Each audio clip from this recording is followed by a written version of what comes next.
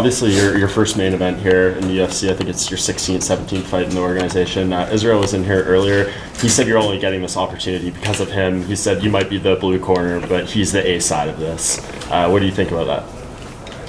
Hey, he can say and think whatever he wants to think. It doesn't bother me one way or another.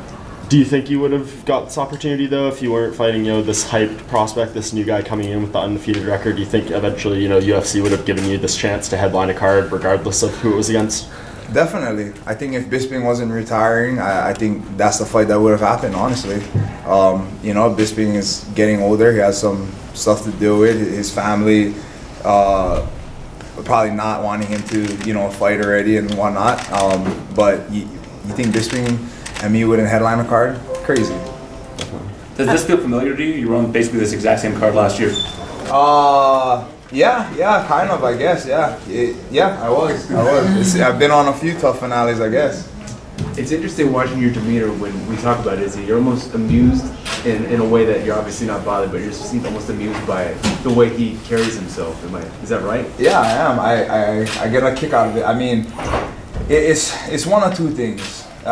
Maybe a mixture of both. Either one, he's extremely delusional, which that could be it. Or two, he's just one of those guys that needs to tell himself over and over and over, look at himself in the mirror and say, "Hey, you're the man. I'm the greatest. I can beat this guy. No, yeah, I'm gonna beat this guy." He's that guy. So I get a kick out of it. No matter what he does to prepare himself, no matter what he does to tell himself, whatever it is that helps him sleep at night, come July 6th, he's going to have to be in that cage with me, and all that talking and all his mental preparation or lack thereof is not going to help him one way or another. So, yeah, you're right. I do find it amusing. Every time somebody tells me, "Oh, this is what Israel said," I literally, it just makes me laugh. So you're saying you feel like he's almost trying to convince himself? Yeah, it's either he's trying to convince himself or he's just extremely, extremely delusional. But he's been around the fight game a long time, so I'm going to go with the latter and say that he's just trying to convince himself. Have you ever been in a fight that you've considered personal, where you have real animosity towards somebody? Not in a UFC fight. How much do you want to test his wrestling and his grappling abilities?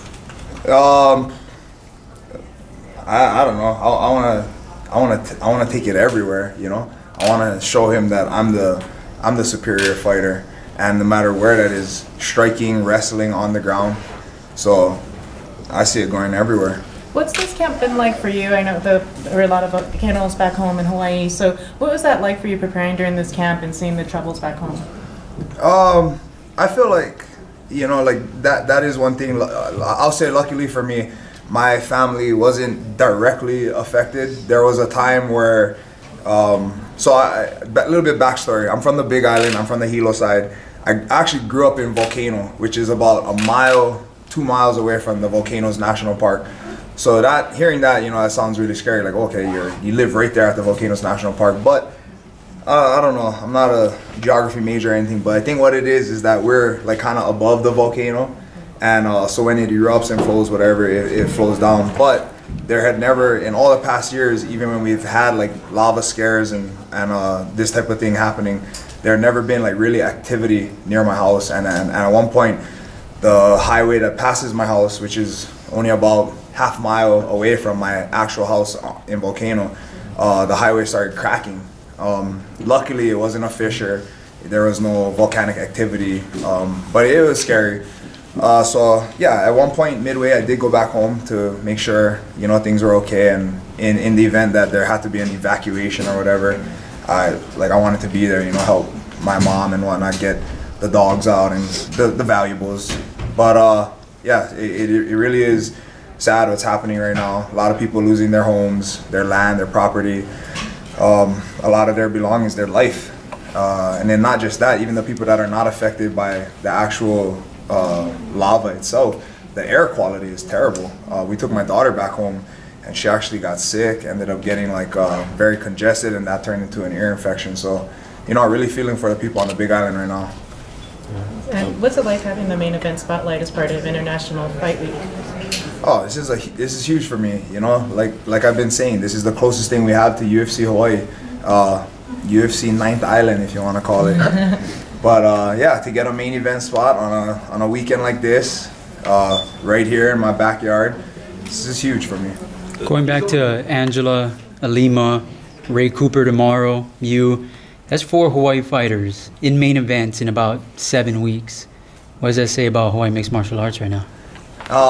You know, I heard interview you did actually with Ilima, and you know, she said she called it Team Hawaii Week, and I'm gonna go ahead and, you know, sponsor that right there. Team Hawaii Week. The Hawaii wave continues. You know, we have a lot of talented young fighters up and coming, and we're finally being able to hit the main stages. I feel like for the longest time it was just BJ, you know, really carrying that the flag on his back. Then you had Kendall, and then now it's just an influx of us, and we have, you know, we have champions. We have Max Holloway, we have Ilima. So Hawaii has always been there. Hawaii has always had great fighters, but now we're just, you know, people are taking notice. All the talk aside from Israel and everything, you've now gone through a training camp for him, you know, prepared, you have your game plan. Is this guy, you know, justified, all the hype he's getting, the promotional push? Do you think he's, you know, that good? What do you think about him just on paper as a fighter? Definitely not. I would say if this was a kickboxing match, then well deserved, you know. He has his kickboxing credentials. He's made a name for himself there. But as far as MMA goes, he's fought nobody. Outside of the UFC, he hasn't fought anybody. Inside the UFC, no disrespect, but he hasn't fought anybody that comes close to me. So, you know, he's gonna get. He asked for this. He's gonna get it. What did you think when he called? He called you out right away after his last one. What did you think? I heard it honestly, and it just went in one ear, out the other. Like I said, my focus was on Bisping. While Israel was calling me out, I was face to face calling Bisping out. And you know, I really thought that fight was going to materialize. Bisping didn't have a fight. In the past, he had agreed to fight me. This was back in 2012, so it's not like I'm somebody who, you know, he would never fight or whatever. And as far as the Bisping fight went, I was willing to go wherever. If he wanted to do it in his hometown, in his home gym, I don't care. I would have went wherever, to, you know, to get that fight. But so at first, yeah, like I said, in one ear, out the other, and then we tried to make that Bisping fight happen, and it wasn't happening. So, you know, Israel was next on the plate. So would you have entertained this if it wasn't a main event? I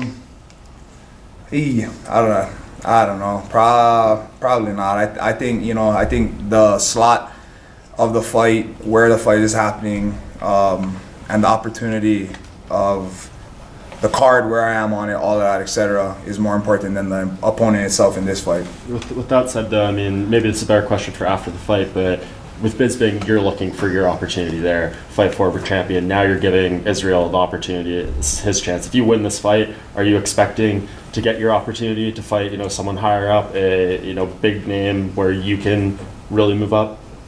When I win this fight, I definitely expect to fight somebody that's going to catapult me up into title contention. You know, that's the fight that I wanted here. I cracked the top 10 with my last fight, and I think I'm sitting like at 8 or something. But yeah, that's the ultimate goal, is to get to the championship. And along the way, you'll have to fight these guys like Israel. But, you know, not every fight. Now, after I get through him, yeah, I'm looking onward and upward. I want somebody in the top 5. Is there anybody in the top 5 you think you match up really favorably against? I to be honest, I don't. Outside of like, I think it's what, Whitaker, Romero, and maybe Jacare up there. Gladly fight any of them. Wyman, yeah. Yes. But I haven't really, like, you know, really looked at it. I've been really focused on this fight, and all due respect, like I don't know. I don't see Israel as a problem, but I do respect them. As far as an opponent goes, you have to respect your opponents, and so I haven't really gotten to look, you know, past them yet. I do know that I do want to fight somebody up there. If I could get the Whitaker or Romero fight back, I mean, I know Whitaker's a champion, so it's probably not happening. But if I could get one of those fights back, I'd love the opportunity. I mean, he is 3 fights in and already had this kind of opportunity. Is there anything at all that he's done so far that you've been impressed by? Anything? Nothing. I'm impressed that he got this opportunity. That's about it.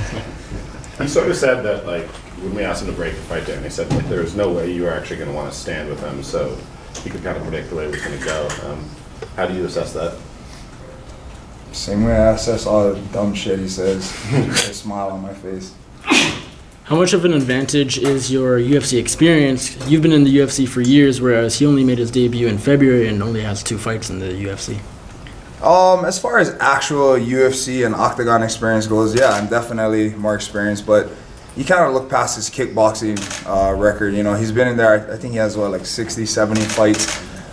That in itself is experience. But that being said, those are all 3 rounds, 3-minute fights. And even the championship fights are, what, 5 3s or something. So that's 15 minutes. That's a normal fight for me. And this is different. It's not kickboxing. This is MMA. You know, it goes everywhere. So yeah, I definitely think I'm at an advantage there. You had that stretch where I think you won like 8 decisions in a row or something, and then obviously got the big finish in the last fight. Was that just, you know, something that happened? Did you do something differently? Have you turned a corner in your fight finishing ability? How would you gauge that? Nah, because I feel like, you know, I mean, I fought a lot of those tough guys, and I feel like even in those fights where it's like somebody that, you know, may have been finished before that I should have, but it's not like my power became anymore. You know, I've always had that knockout power in both of my hands, knees, feet, you know, or legs. So yeah, it's just I just feel like as far as everything goes in my fight life, I should say, and that goes with my personal life as well, it's just coming together. And you know, I got to show that against Jocko, and I got to finish there. So not expecting anything less here in this fight. Israel said he was in favor of bringing back pride rules with the stomps and the soccer kicks. He said that earlier today. What do you think of that? I've always been a huge fan of pride. You know, I always loved pride. That's part of the reason why I fell in love with this sport is pride. Ultra aggressive. You know, I loved all of that. I've been on the receiving end of a soccer kick before. So yeah, that would be cool if we could fight pride rules. I would love it. What was that like to take a soccer kick? I didn't even know I got kicked. I didn't see it till it was in the Ultimate Fighter, and I didn't see it till maybe 12 weeks, 10 weeks, something like that. Some crazy amount of time later. Yeah, I got soccer kicked in the Ultimate Fighter. It was like a flash knockout. Soccer kick straight across my face. Hit the ground, got right back up. Didn't even know what happened. You know, had Seth Baczynski telling me sorry. I'm like, for what? Was this in a training session? No, this is in a fight. That's a long time ago. Tough finale? I mean, not a tough fight? It was in a tough fight, yeah. Yeah.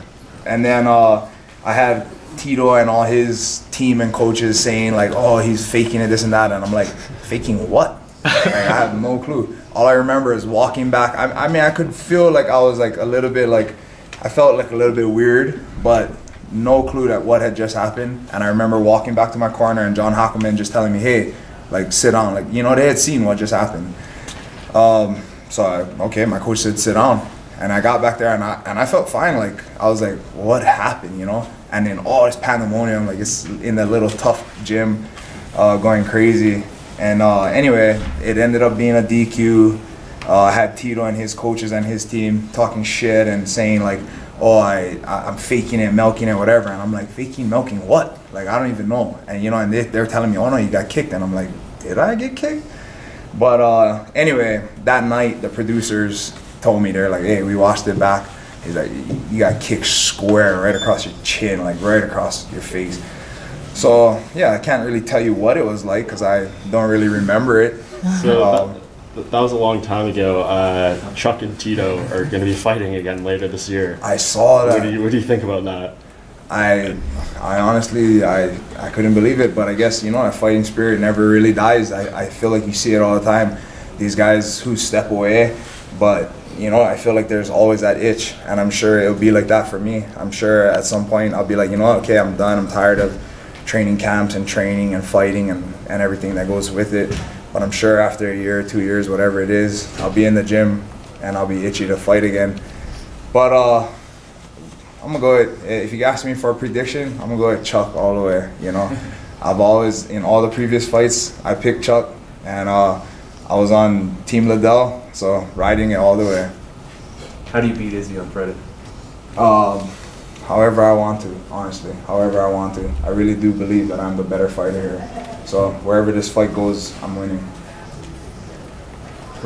Thank you, Brad. Thank you. All right, guys. Appreciate it, Thank man. you. Thank you, Brad. It's great.